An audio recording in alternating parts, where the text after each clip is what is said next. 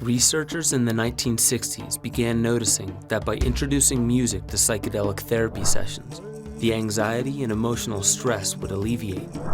They would report that the feelings and visuals of the experience had more profound meaning to their life and circumstances. Classical and world music was found to be more universally appreciated. However, the preferences had a wide range due to people's personal history and present mood. But it's not simply music that causes a profound alteration of psychedelic states. Simple sounds and vibrations can deeply influence the unfolding of an altered state of consciousness. What if there were simple sonic techniques we could employ in order to navigate the ever-changing and often intense phenomena of a psychedelic journey?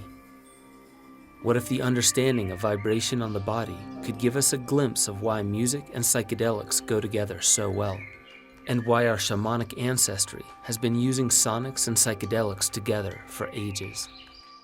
Music and sound can not only enhance psychedelic journeys, but can initiate psychedelic experiences without anything else. There are many traditions throughout the planet that in order to enter altered states of being will simply use sound, whether it is their voice or drumming or bowls or bells or some sort of other instrumentation. This basically alters all sorts of aspects of the brain and our consciousness. The instruments that have been used to achieve altered states of consciousness have been multitude, myriad, and many. Probably the most popular, of course, has been the voice. Shaman and priests and various types of practitioners using different mantras, making different tones, speaking in different tongues, altering different states of consciousness, literally shifting the vibrational frequencies of the space within and without using their own voice. Vibration plays a role in many of the world's religions, especially in their stories of how the world began. In Genesis 1, verse 2, God's Spirit moved across the face of the waters. The Cherokee wisdom keeper, Diani Yawahu, states that in their creation myth, from the mysterious creator came forth a sound, the fundamental tone of the universal song, underlying all manifestation. Native American Peyote Church roadman Coatli Vasquez recounts the creation myth of his ancestry and how sound or vibration played a vital role. They say that in our culture, the creator spirit wanted the world to begin in motion.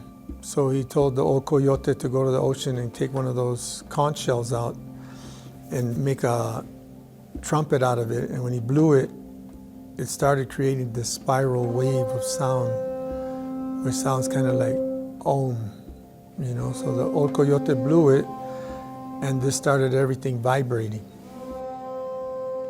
So when you speak, you're vibrating at the level of the mind. Like you understand what I'm saying, if we speak the same language. Sometimes when I hear people singing songs,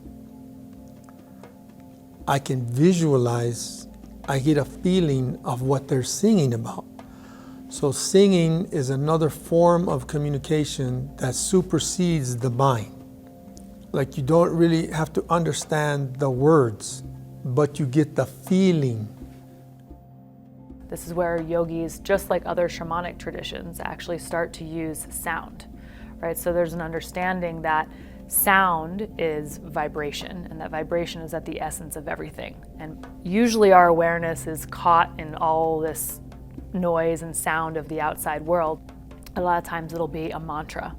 And what's important to know and understand about mantras is that mantras are vibrations. They're not things that we make up. They're actually sound frequencies and vibrations that are already part of this physical world. And so as yogis start to hone their awareness in, detach from the outside world, the awareness starts to pull in. You can actually start to hear more subtle frequencies, more subtle vibrations, more subtle sounds. And this is where the yoga tradition will say that we're starting to tap into different levels of consciousness. We start to move beyond the thinking mind that identifies us as this body, as this person, as our experiences. And we start to drop more into a state that is beyond the mind, a state of, instead of individual consciousness, we start to merge with universal consciousness, which is really the essential goal, if you will, of all of yoga. Yogis using mantra seems to be different than speaking from the intellect. Oftentimes, plant medicine enthusiasts will structure their ceremony or journey with a focus on using as few words as possible, as they can be irritating and distracting, except for when those words are sung. The vocal apparatus of the human body is very complex. The power comes from the lungs, the vibration comes from the vocal box, and the resonation comes from the throat, nose, mouth, and sinuses. Speaking comes from the same range of anatomy as does singing, but the active use of them is as different as walking is to dancing. The greatest difference is the psychological state one is usually in when singing as opposed to speaking. The very act of singing, opening the throat and holding extended notes, directly affects the nervous system through the vagus nerve. So the vagus nerve, extremely important nerve, wanders through your entire body. People who are stressed out and sick have poor vagal nerve tone. Sound is one thing that can affect it, particularly vibrations created through sound, which means that when you sing, when you hum, when you chant, when someone around you is singing and humming and chanting, when you're listening to very good music, you actually see an improvement in vagal nerve tone. And an improvement in vagal nerve tone specifically affects your heart, the electrical signal of your heart. And so absolutely, sound can affect vagus nerve tone in a very profound manner. In over 25 years of studies coming from HeartMath Institute, it has been found that the heart sends far more information to the brain than the other way around. The heart, in fact, influences emotional processing, attention, perception, memory, and even problem solving. And under a psychedelic state, all these faculties are highly influential in the way the experience will unfold. So how does an act as simple as humming have such a deeply relaxing effect on the body? We found that the hum literally is a sound that is probably the most powerful vibroacoustic tool that exists. When you close your eyes and it's more powerful as soon as you open your mouth. And of course, the om, if you like, is based on hum. You go om, but if you just go as soon as you open your mouth, the sound begins to escape through your mouth. But if you have your mouth closed, it's totally a vibroacoustic experience, causing a massage of you on a cellular level and causing different organs, bones, and tissues to vibrate. And when we project our intention onto the sound, that can really affect it as well. So it can really affect our nervous system. And this type of thing has been used for eons, ever since, if you like, one made a holy sound, or one made a sacred sound, or one did a prayer to the divine, or one did a prayer to the animal kingdom, or one emulated the sounds of jaguars, or one emulated the sounds of all sorts of different creatures on this planet. They've been using sound to travel to different states of consciousness since the beginning. The voice is our primary instrument, and I think even before we spoke, we made tone. And in fact, there are, if you like, legends of us singing the language of the birds before we ever spoke. Researchers like Michael Harner, who wrote The Way of the Shaman, focus on animal movements and sounds in shamanic traditions to enter altered states. He says that shamans in ecstatic trances will not only mimic the movements of animals in their dances, but use animal noises to connect with these specific power animals. And to back up Jonathan Goldman's claims, Shigeru Miyagawa, professor of linguistics in MIT's Department of Linguistics and Philosophy, co-authored a paper showing direct correlations between bird songs and human speech patterns. But how can vocalizations induce states of consciousness that open us up to the nature around us as the shamans did? Perhaps it must be understood that most everything we do in our bodies involves movements. In her TED Talk, Amy Cuddy explained how putting hands up in victory pose or hands on hips like a superhero caused testosterone to increase, which gives a sense of strength and power, whereas the stress hormone cortisol drops. By using the voice, the throat opens up and resonates in the chest, right where the vagus nerve travels. If singing and even prosodic speaking increases vagal tone, this would affect the heart, lungs, gut, and much more, causing the nervous system to prompt an altered state of consciousness. Even beyond the words that are being sung, the intention behind them, including how and when they are used, seem to make all the difference in the shamanic traditions. So there's a way to communicate through songs, not only among humans, but to everything that exists. So that's why I say you can sing to the sun, you could sing to the earth, you could sing to peyote, you could sing to ayahuasca.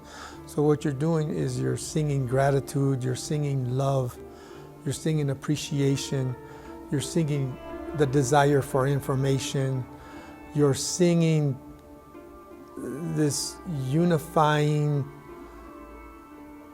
creating harmony through music, through playing songs, through singing songs. This is a language. Singing and songs, whether they're with your voice or whether they're instruments, is a vibration of spirit communication. It's a whole different sensory perception. I mean, if you're in a ceremony and you're just sitting there listening to songs,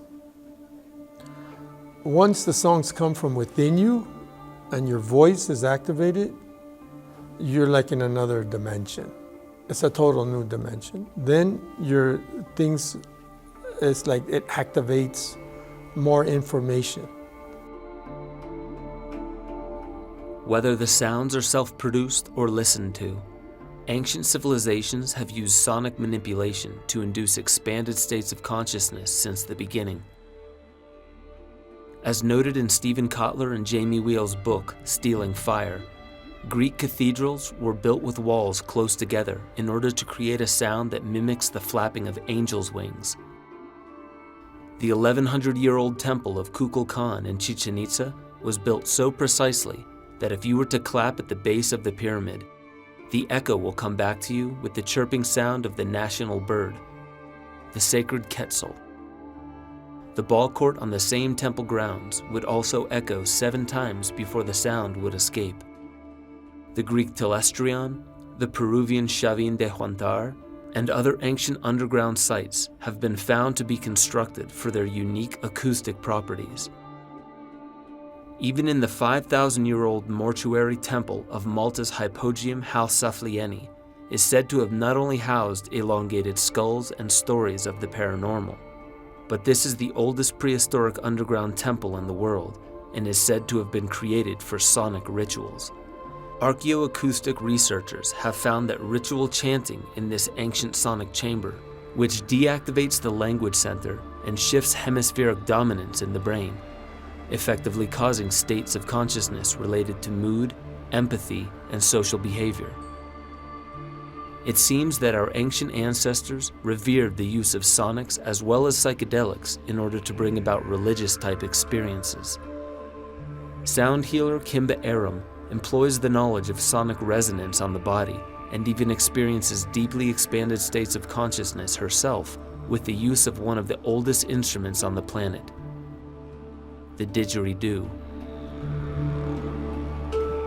So the didgeridoo definitely has these very meditative, calming type frequencies encoded in it.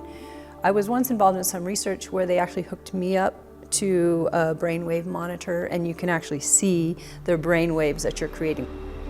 And so you can see the feedback. And there was one that said gamma, and I was asking them, what's gamma? And they said, well, We don't see that often. It's usually Buddhist monks who have been meditating for all of their life can get it up there. It's like above 35 hertz. It's kind of an unusual brain state.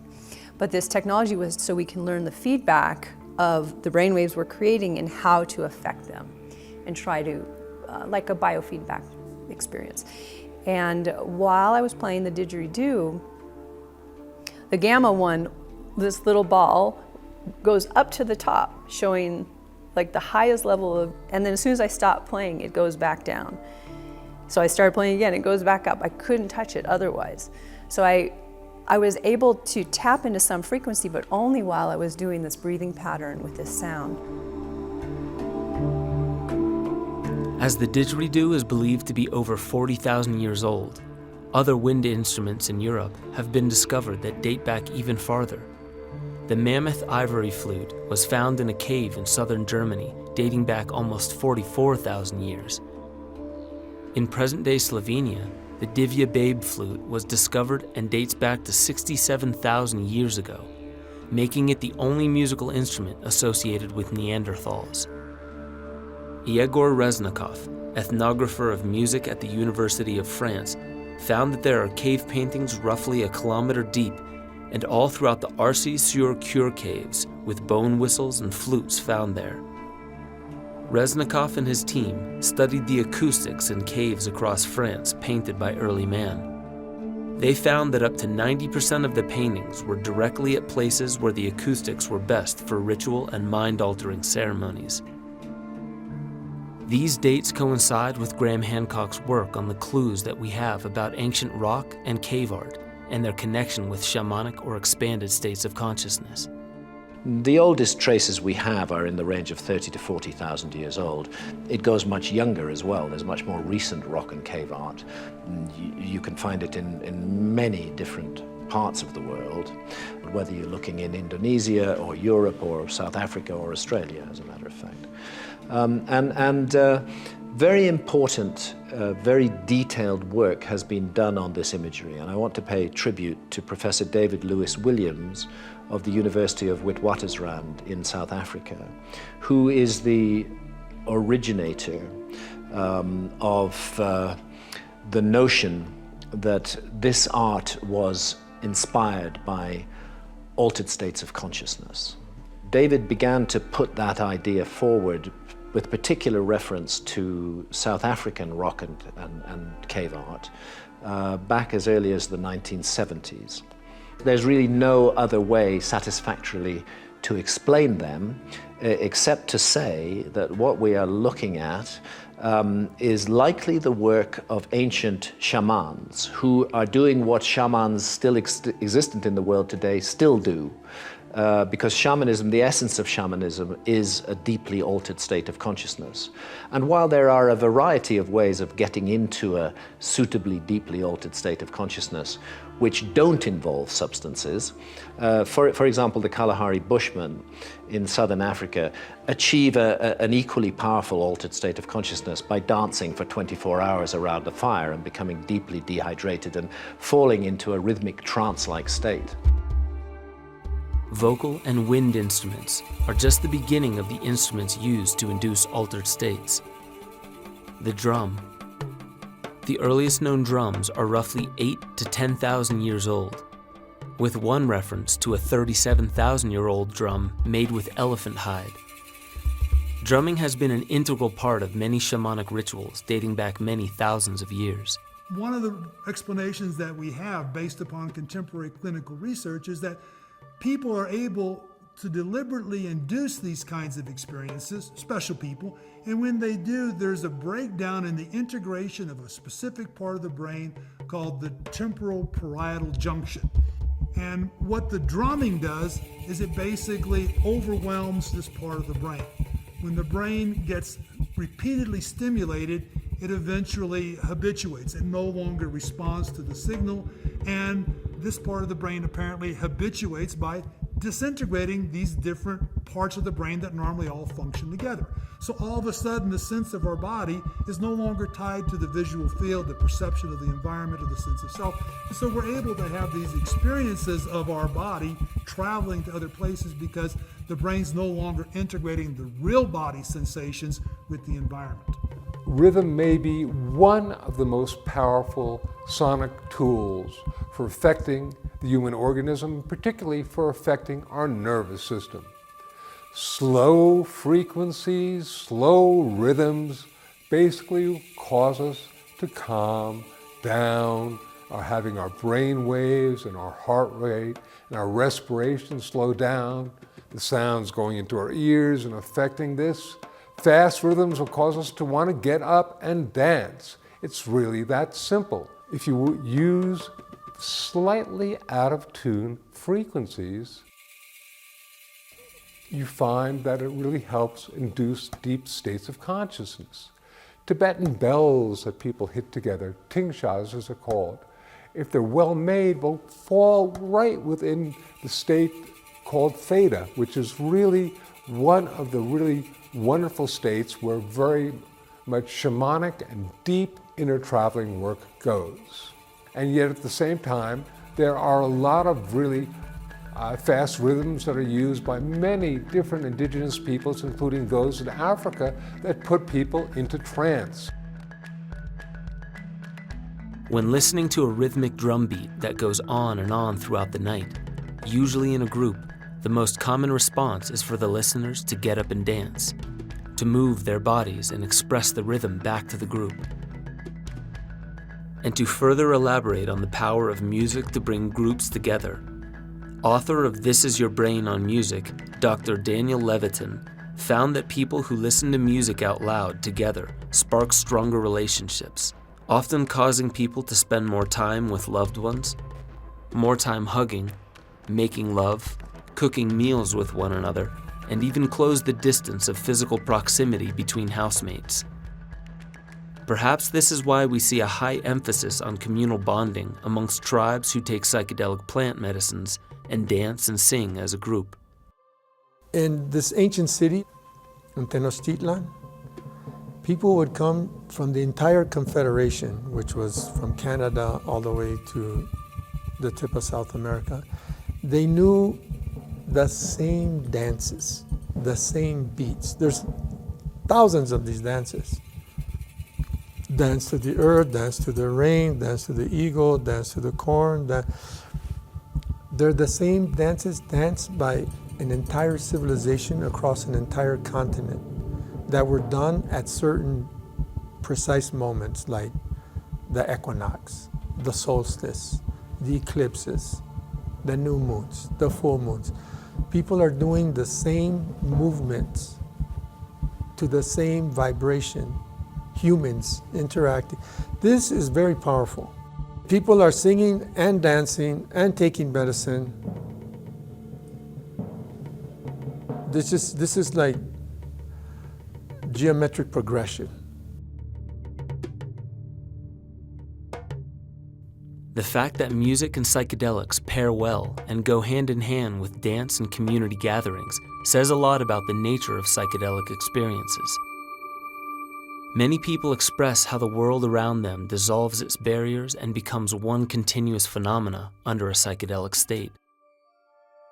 The inside can become indistinguishable from the outside.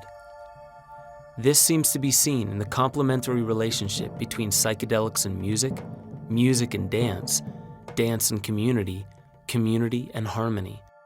All communities seek to quell disputes and foster cooperation, just as the trillions of cells in the body cooperate to make up the superorganism that is the human.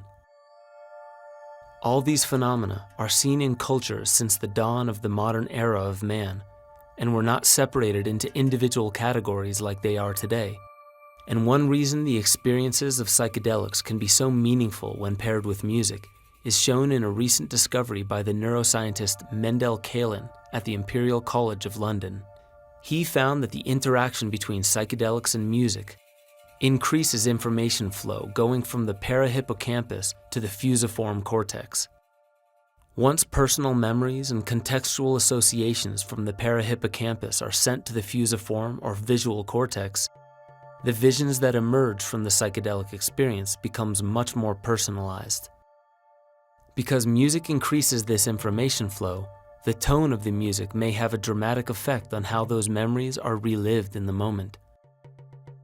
Could this be the basis to shamanic traditions creating music during psychedelic ceremonies?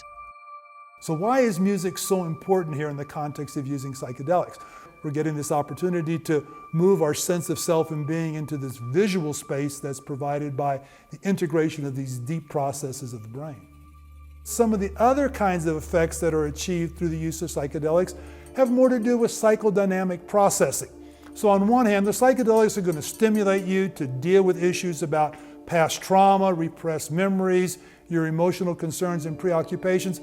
But what happens with that information depends a little bit upon the interpersonal dynamic and the processing of that information so that you're able to make more effective use of it. As many psychedelic researchers today, such as Roland Griffiths at Johns Hopkins University and Mendel Kaelin at Imperial College of London, have created personalized psychotherapeutic playlists to amplify personal journeys of the participants. However, the use of music in some ayahuasca as well as other psychedelic ceremonies also put emphasis on the silence after the song. And for modern sonic explorers, listening to silence has taken on new methods. There are even these things called anechoic chambers. They're so quiet, there's no external outside noise. You can literally hear your heartbeat, your respiration. If you listen hard enough, you can begin to hear your brainwaves. And in fact, there is a level of yoga called Shabda Yoga, which is, or Nada Yoga, and this is oftentimes utilized, but there also is just listening. The yoga of listening is so very, very powerful, and oftentimes it is an inner listening that occurs. So our nervous system is affected by the sounds that we listen to, but it can also be really affected by the sounds that we don't listen to and we listen to internally. It has been said by many who enter anechoic chambers that the silence is deafening. There is so much noise present internally that it becomes unnerving for the novice. However, some long-term meditators claim to hear harmonics and melody within the silence. This phenomena is different from musical ear syndrome, in which faint musical auditory hallucinations occur frequently. Maharishi Shiv Bhatlal wrote that various sorts of sound currents reverberate in the human system, from which the initiate has to pick up the right one and listen to it, otherwise he will go astray. Swami Vyasanand is quoted as saying, "Only the central sound has the power to attract the consciousness to the center and carry the soul to the center of a higher realm." And even Maharishi Mahai, in his book Philosophy of Liberation, warns that there are misleading sounds due to the gross vibrations in the body. The true central sound is distinct and is the same vibratory force that organizes the cosmos. As many within sacred circles believe that shamanic traditions and psychedelic experiences amplify sounds from Mother Nature, could this inner sound be a wave current that shamans and meditators tune into in order to reach expanded states of consciousness? The sound of nature, and it's called the Schumann resonance. And it was discovered in the 1950s, and it literally is, if you like, the frequency of the ionosphere, the electromagnetic field of the Earth. And it's based upon the speed of sound going around the Earth. And it's around 7.83 cycles a second. And this falls right within that theta range that I was talking about that helps induce shamanic states of consciousness. And what's very, very interesting is that oftentimes you'll find that crickets and a lot of other creatures of nature will oftentimes be making sounds that are very, very close to that. That's quite important. So what happens is when we listen to that, or the waves of the ocean rolling in and rolling out, they're also attuned to this, and this basically slows down our heart rate, our brain waves, our breathing, putting us in tune with nature. And by putting ourselves in tune with nature, we're able to, if you like, travel to higher realms of consciousness.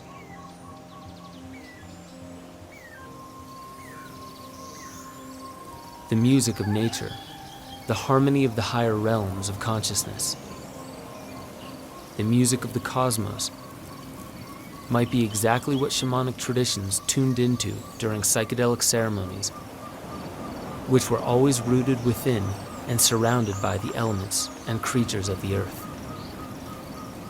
all of which are attuned to and harmonizing with the symphony that Mother Nature composes.